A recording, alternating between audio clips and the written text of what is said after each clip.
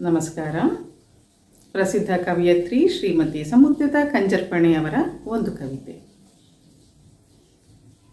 ಮೌನ ಮೌನ ಅಭ್ಯಾಸವಾಗುವುದೊಂದು ಸಹಜ ಸಾವಧಾನದ ಪ್ರಕ್ರಿಯೆ. ಒಂದಿಷ್ಟು ದಿನ ಏನೂ ಘಟನೆಗಳೇ ಆಗದಿದ್ದರೂ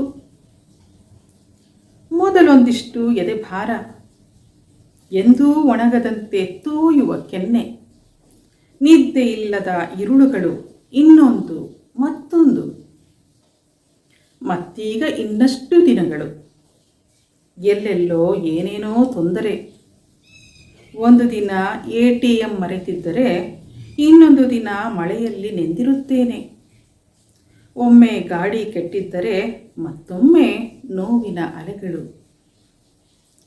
ಒಂದು ದಿನ ಸಂತೆಯಲ್ಲಿ ಒಂಟಿ ಎನಿಸಿದರೆ ಮತ್ತೊಂದು ದಿನ ರಚ್ಚೆ ಹಿಡಿದ ಮನಸ್ಸು.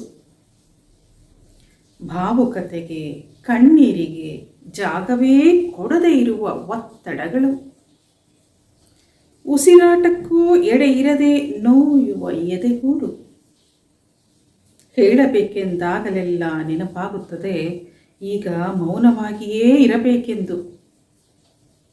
ಇನ್ನೀಗ ಮತ್ತಷ್ಟು ದಿನಗಳು, ಕಣ್ಣಿಗೊಂದಿಷ್ಟು ಕಾಡಿಗೆ, ತುಟಿಗಿಷ್ಟು ರಂಗು, ಮುಖದ ಮೇಲೊಂದು ಮಂದಹಾಸ.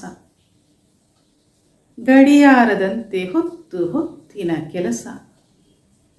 ಅನಿವಾರ್ಯತೆಯೋ ಅಸಹಾಯಕತೆಯೋ ಅಗತ್ಯವೋ ಅಕಾರಣವಾದ ಒಲವೋ, ಎಲ್ಲವನ್ನೂ ನಿವಾಳಿಸುವಂಥ ನಿರ್ಲಿಪ್ತತೆ.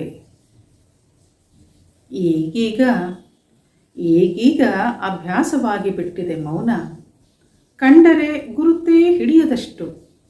ಬಹುಶಃ ನಿನ್ನನ್ನು, ಅವರನ್ನು, ಯಾರನ್ನು, ಹೊಸದಾಗಿ ಹುಟ್ಟಿಕೊಂಡಿರುವ ನನ್ನನ್ನು. ಧನ್ಯವಾದಗಳು.